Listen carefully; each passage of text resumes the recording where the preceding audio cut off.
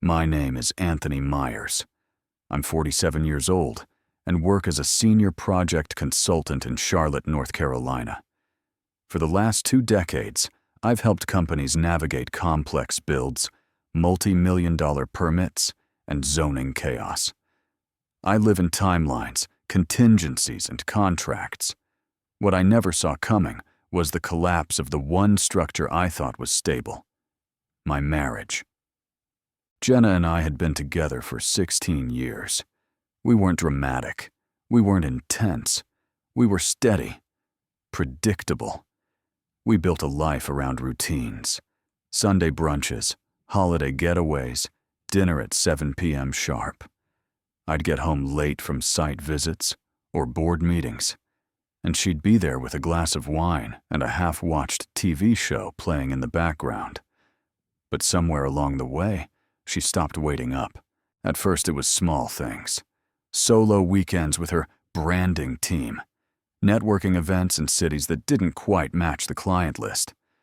One day it was Atlanta, then Aspen, then Aruba. I didn't ask questions. I'd convinced myself she was just chasing growth, just as I always had. But one evening changed everything. I came home from a long day of finalizing a midtown commercial expansion project. She was already sitting at the kitchen island, wine in hand, calm, too calm. "We should stop pretending," she said without blinking. "I filed for divorce." That was it. No build-up, no warning shot. Just a declaration and a carefully prepared envelope sitting beside her wine glass. She didn't yell. She didn't cry. She already had her lawyer, already had her next apartment picked out. "I'm taking the house," she added, like it was just another bullet point. "You're never here anyway." I stared at her for a long time, not out of shock, but out of confirmation. All those little signs I'd pushed aside were now stacking themselves into a perfect line. She wasn't just leaving. She had been planning this for months. I didn't argue. I didn't beg. Instead, I went upstairs, packed a weekend bag, and drove to my office. And by midnight, I was on a video call with my legal team. What Jenna didn't know was that the house, the very one she thought she'd claimed, was already tangled in something far more complicated than she imagined. And if she thought walking away would be easy, she was about to learn what happens when someone who builds systems for a living finally starts protecting himself. The first hearing was set for a Monday morning, 9 a.m. sharp, Mecklenburg County Courthouse. I wore a navy suit I hadn't touched since a client merger in Austin. Jenna walked in like she was arriving at a charity gala. Heels, perfect hair, even a white blazer, like it was a peace offering. Her attorney trailed behind her. Young, overconfident, probably still believed clean splits existed. Mine was Margaret Kellum, 28 years in family law, and a reputation for being both merciless and unshakably professional.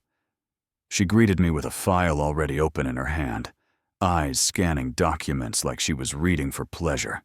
"She's asking for primary residence of the house, half your investments, and full ownership of the cabin in Asheville," Margaret said casually, not even looking up.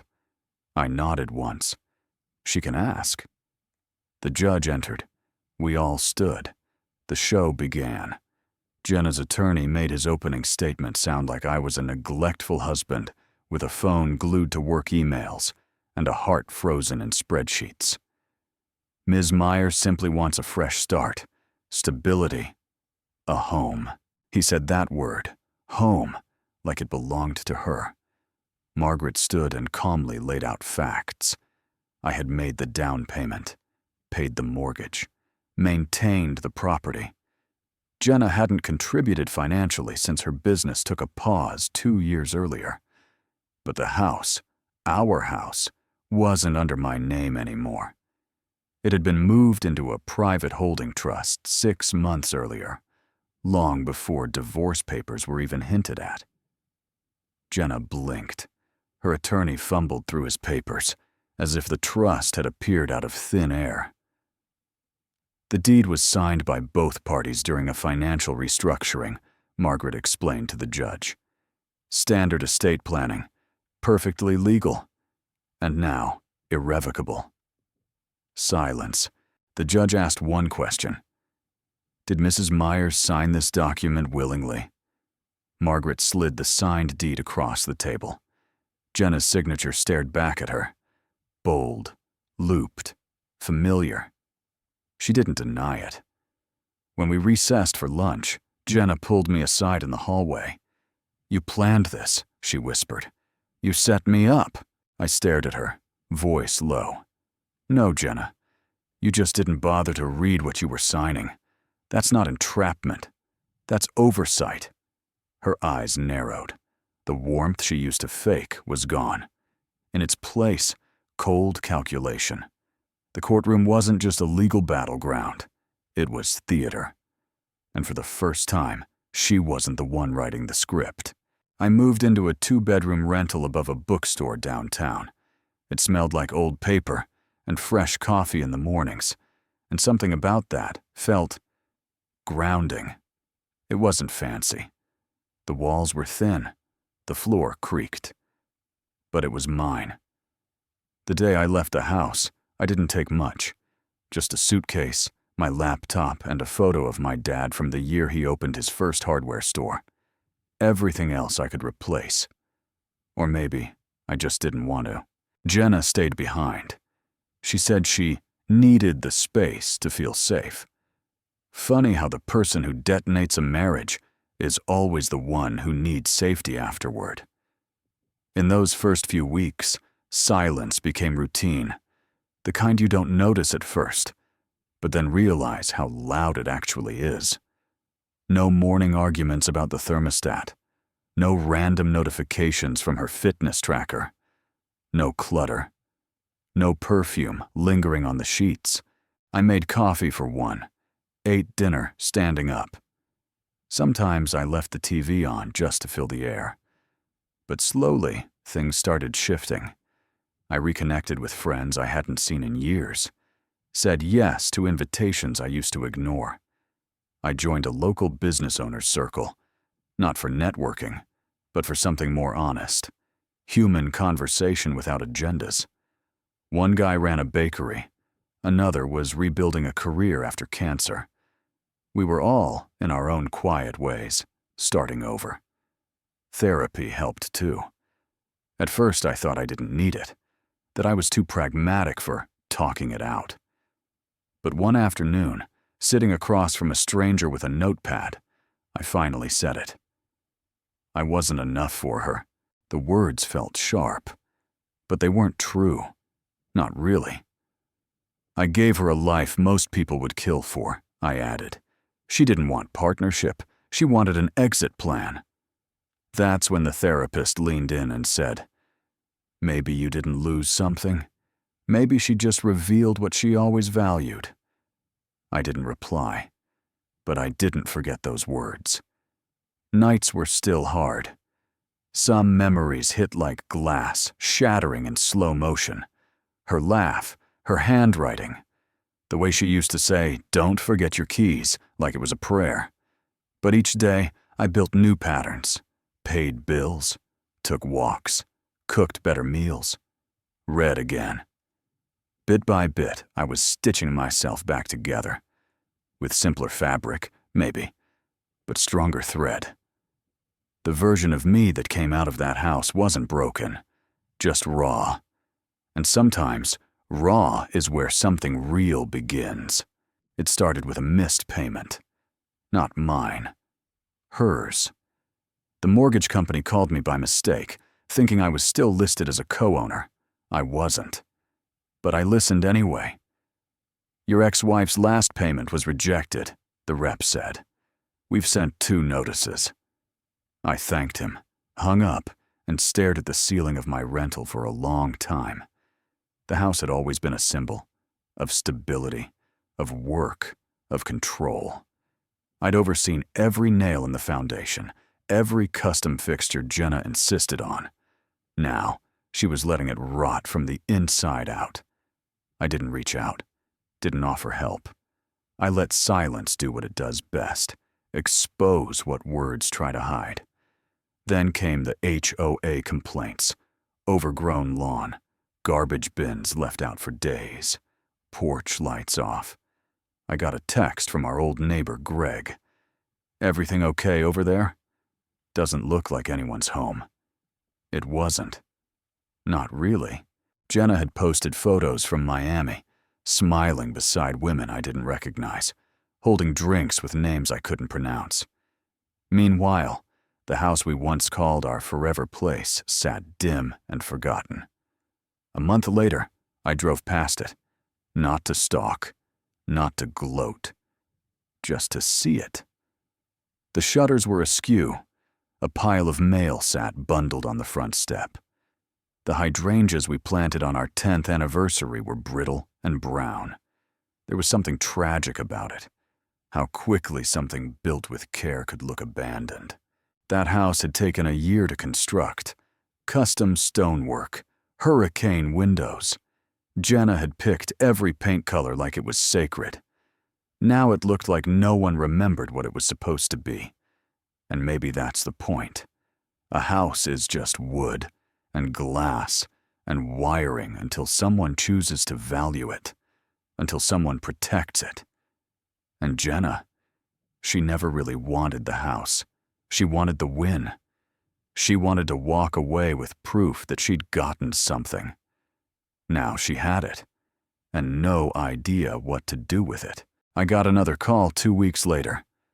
Foreclosure proceedings had begun. I stood in the middle of my small apartment, lights off, watching the city blink through my windows. I didn't feel joy, didn't feel vindicated, just clarity. You don't destroy someone by taking what they built. You do it by never understanding what it was worth. The first call came on a Thursday afternoon. Blocked number. No voicemail. I didn't answer. 2 days later, another one. This time, I picked up. Silence for 3 seconds, then a voice I hadn't heard in months. "Anthony." "Hey." It was Jenna, softer than I remembered, like she was testing the air between us. I didn't say anything. "I know it's weird me calling," she continued. "I just wanted to check in." I said the only thing that felt honest. "About what?" She hesitated. I could almost hear her scanning a list of rehearsed lines. Then, "About the house." "Of course." "It's in foreclosure," I said bluntly. "You missed 3 payments." "I know," she replied, her voice tight. "Things have been complicated." I waited. "I'm not asking for anything," she added quickly. "I just thought, maybe you could talk to the bank, help me stall it, buy me a little time." It was like watching someone reach into a burning building for a box they'd already thrown away. "I can't do that," I said. "I'm not on the title anymore. You made sure of that, remember?" Silence. Then the excuses started. Business slowed down. The economy shifted. Kyle moved out. Friends pulled away. It was like hearing someone describe a landslide after they'd spent a year hammering at the mountain. "I made some mistakes," she said quietly. "You made a decision," I corrected. "A lot of them." The line went quiet again. "I thought you'd be happy," she finally said. "That I'm struggling." "I'm not," I replied. "But I'm also not here to clean it up." She didn't like that. I could hear her walls going back up, the same armor she used when things didn't go her way. I guess I shouldn't have called. "I think you already knew that," I said. We hung up without saying goodbye. But that wasn't the last call. Over the next 3 weeks, she tried again. Emails, voicemails, even a text at 2 a.m. that just said, "I'm sorry."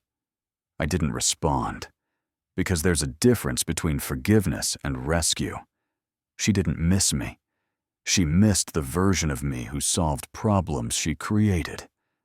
And that version? He wasn't picking up anymore. There's a silence that comes after detachment. Not bitterness, not rage, just quiet. It's the sound of no longer needing to prove anything. By the time the auction notice hit public record, I didn't flinch. I had already let go of the house, and more importantly, of her. Jenna's final voicemail was shorter than the others. I know you don't care, but I didn't think it would end like this. She was wrong. I did care. Once. But there's a point in any collapse when emotion burns out, and all that's left is structure. That's where I lived now. In the aftermath, in the rebuilt framework of someone who had already filed the damage report and moved on. The foreclosure date was set. I didn't call her, didn't gloat. Instead, I contacted a colleague who handled distressed properties. What would it take, I asked, to buy it clean at auction? He gave me a number, less than half what we paid for it. I wired the deposit the same day. I wasn't doing it to rub salt in wounds. This wasn't revenge. It was reclamation. The house wasn't a symbol of her anymore. It was a structure I had designed, a place I had once filled with meaning. Now, it was just square footage and potential. The morning of the auction, I didn't even attend in person. The call came in at 11:17 a.m. "Congratulations," my agent said. "It's yours." I sat at my desk, same seat, same coffee, same city skyline out my window. But something had shifted, something final. I used to think strength meant fixing everything, making it look like nothing broke, holding the world together with white lies and tight smiles. Now I understood. Real strength is walking away without slamming the door. It's knowing you could step in and choosing not to. It's watching someone else's fire burn itself out without running for a hose. 3 days later, the deed was transferred. I held the new paperwork in my hand. Same lot, same walls. But this time, my name stood alone. I didn't call Jenna, didn't tell a soul at first, because peace doesn't shout. It just settles in. Quiet as a key, turning in a lock you no longer need to force. The notice went out on a Tuesday. Public record. Plain text. No drama. Just a document posted to the county clerk's website, marking the official end of what she tried to take. Foreclosure initiated. Property to be auctioned. I stared at the screen for a long time, not because I was surprised, but because of how inevitable it felt. The house had always been more than walls and square footage. It was where I'd built something, not just rooms, but trust. And then she gambled it. Like leverage. Like proof that she'd won something. But the house didn't want her. And neither did the future. I never responded to her last string of texts. They went from confident to confused to desperate. "Maybe we could split the proceeds if you help me stall it." This wasn't how I imagined things. I didn't think you'd really let it go like this. But I had let it go. That was the difference between us. She wanted out, until out became uncomfortable. I wanted peace, and I was willing to lose everything false to keep it. I drove by once more the week before the auction. Just once. The lawn was dead. A final notice was taped to the glass. The porch light still worked. It flickered like it was trying to hold on. I didn't get out of the car. I just looked. Not with sadness, not with longing, but with clarity. It had taken me years to realize this. Losing something that was never fully yours isn't really a loss. It's just a correction. The foreclosure wasn't a tragedy. It was a mirror. It showed her exactly what happens when you mistake control for ownership and forget that everything you take for granted eventually demands to be paid for. The day of the sale, I got a text. Just one word. Why? I didn't answer, not because I didn't have one, but because the question was too late. She wasn't asking for understanding. She was asking for rescue. And that chapter was already closed. It hit the public records 2 months later. Voluntary. Chapter 13. Bankruptcy filing. Filed under her full name, with a long list of creditors attached. Credit cards, a defaulted car lease, a failed boutique fitness studio. Everything she thought she'd build on the ashes of our marriage, now itemized as debt. I didn't smile when I saw it, didn't forward the filing to friends, didn't screenshot it like a trophy. I just stared at the document and realized something I hadn't fully accepted until that moment. She never wanted freedom. She wanted attention, control, applause. Freedom, it turns out, has bills and consequences.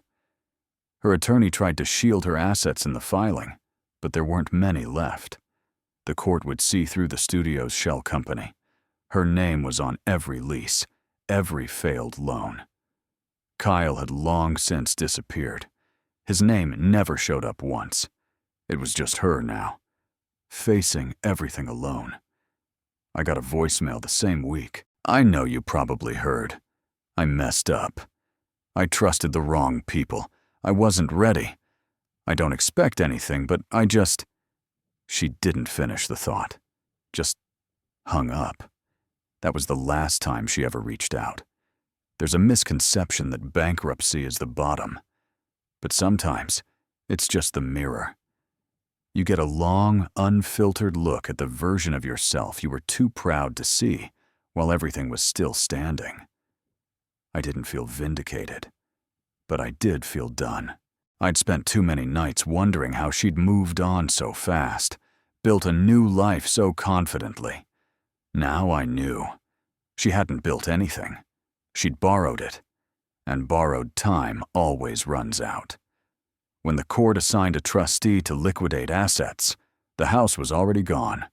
I owned it again. Clean, quiet, legal. She couldn't touch it.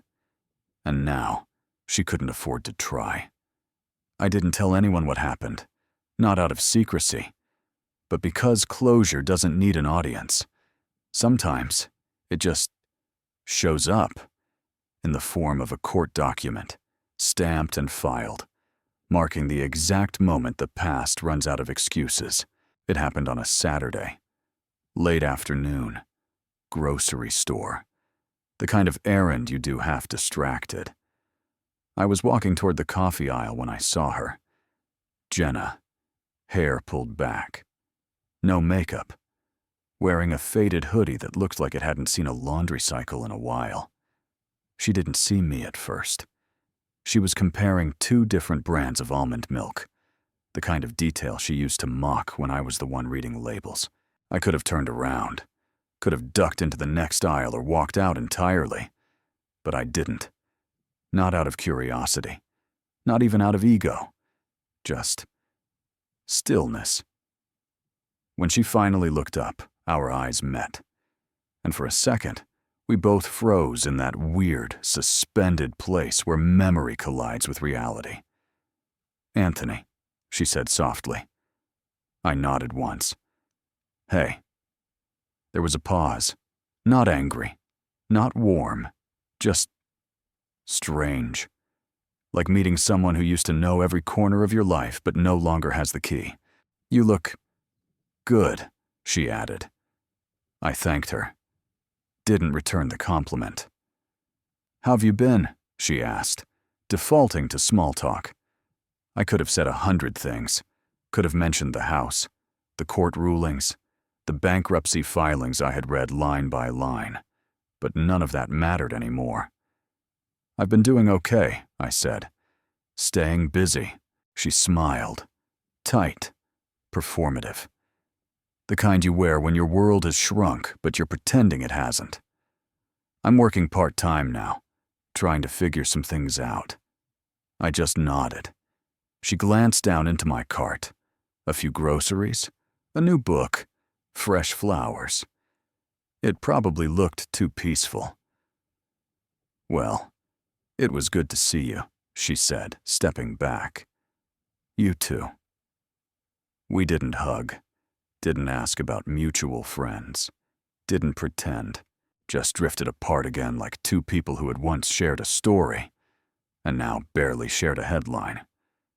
As I walked away, I realized something. Closure doesn't always show up as a conversation. Sometimes it's just almond milk in aisle 3, and the quiet relief that you feel absolutely nothing at all. The house sat quiet on the morning I returned for the last time. I wasn't there to reclaim it, wasn't moving back in. I'd already made that decision weeks earlier, after months of walking through empty rooms that echoed with a life I no longer missed. The keys felt heavy in my palm, more symbolic than useful. I stepped through the front door and let the silence greet me. Same hardwood floors, same kitchen tile, same view of the oak tree through the back window. But it didn't feel like home anymore, not because of what she'd done, but because of who I had become. When we built this place, I poured my energy into it like it would protect us from everything else. I thought structure could fix distance, that granite countertops and wraparound porches meant permanence. They didn't. Turns out people leave long before their footsteps do. I stood in the center of the living room and listened, not for sounds, but for emotions. None came, no anger, no longing, just stillness. The kind you only earn after walking through fire barefoot and coming out the other side without announcing it. I sold the house to a young couple with a toddler on the way. They walked through it like it was sacred. Talked about knocking out a wall to make a playroom. It made sense. They were starting something. I was finishing something. When the paperwork cleared and the wire hit my account, I didn't celebrate. I just exhaled.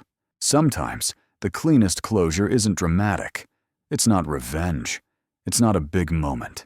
It's just walking away from a place that once held everything, and realizing it no longer holds you.